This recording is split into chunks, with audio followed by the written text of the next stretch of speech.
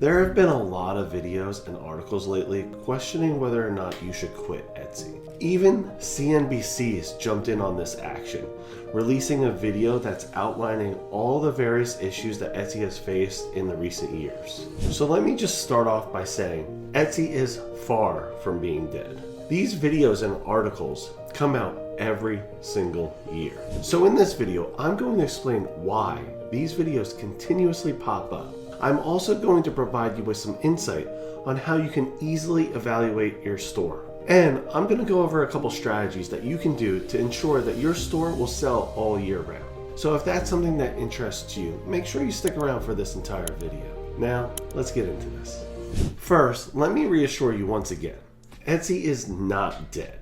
Despite all the negative buzz going around, there is still plenty of potential for growth on this platform. The fear-mongering you see online is designed to generate views. It does not accurately paint a picture of Etsy's viability. I want you to just think about this for a second. Think about all the content you've seen recently. In the months leading to these posts and videos, you probably saw many videos telling you about different summer trends, profitable niches, how these people make money, and also, if you follow their strategies, how you can make money too.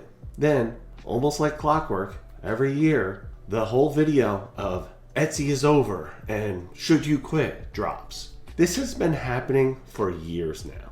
The info contradicts everything they said recently, and honestly, it just leaves you confused. The crazy thing is, it's actually meant to leave you that way. After all, what sells more than fear? They know that you're frustrated with the lack of your sales, and you're just looking for help and some sort of solution. So they create a video and they talk about all the negative things about Etsy. They say why Etsy's dying and what this means for your store. Then by the end of the video, they make sure to talk about just enough positives to keep you, hooked. They leave you with just enough crumbs to keep you coming back. They have you trapped. You're lost, you're confused, and you're just looking for help. But all they did was leave you even more confused than when you first got there. I'm here to tell you that sales fluctuate. This happens no matter what you sell and where you sell online. It honestly doesn't matter if you sell on Amazon, if you sell on Walmart, eBay, or even have your own website. Your niche is actually what determines your sales. It's not the platform. It's not inflation. And it's not even, there's a recession coming. If any of these were actual factors, then LV wouldn't make most of its money during those times. Actually, all luxury brands make more money during high inflations and recessions than any other time. If you don't believe me, look it up. Trust me, you will be shocked. Now, we're getting a little off track here because obviously those companies do not sell on Etsy and they have nothing to do with Etsy. But I hope it provides you with a clear understanding that it isn't an economy issue. So let's back this up a bit. As I said earlier, your niche is actually what determines how well you sell during certain months. The best way to explain this would be with one of my stores. December is typically a huge month for many sellers. However, for my craft supply business, December is terrible. This is because crafters purchase all of their items and supplies in October and November so that they could sell them in December. The lack of sales during these times and other ones like it are normal for me. So when everybody else, is making a killing from the holiday boom, I unfortunately am left with half the revenue.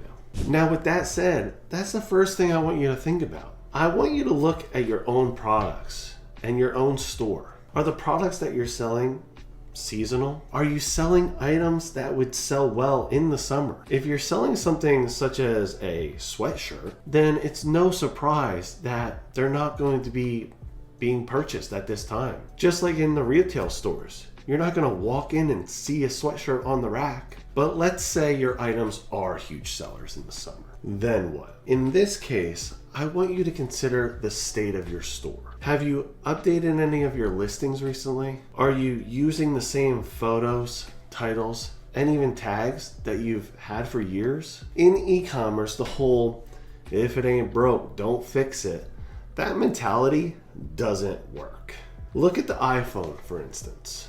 Each new model only has minor changes, but Apple completely reamps their packaging, their website, and even their marketing material. This is to keep everything fresh and new. So if your listings haven't been changed since you launched them, newer competitors with updated, fresh listings will outshine you every time. Now on top of that, I often even see sellers with outdated tags. Just in my last video I did for SEO, someone was using the tag for Christmas. I want to remind everybody, it's June. The lack of this attention to detail will hurt your sales. So let's dig a little deeper now. Every niche has its ups and downs, and there are positive and negative sales months. The biggest thing though is how you display that product will determine the growth during those positive quarters. So I want you to ask, what are you doing to stand out? I want you to take a minute and I want you to look at your store. What are you doing to sell your products? Does the item look similar to everyone else? Ask yourself, why should a customer shop with you? How does it look next to your competition?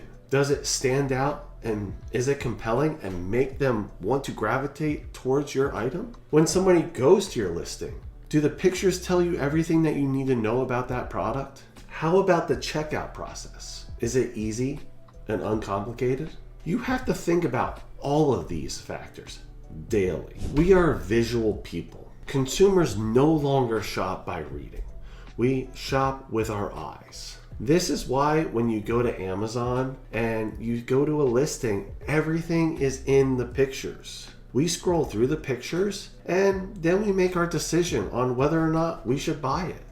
It's very rare that we'll actually read about the product itself. This is how you have to think and how you have to prepare your listings in order to sell them.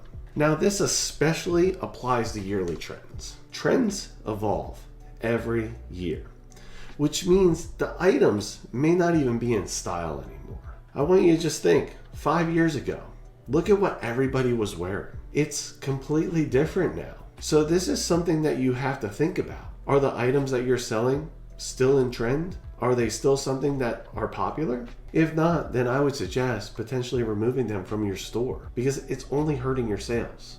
Now, after watching this video, I really want you to examine your store.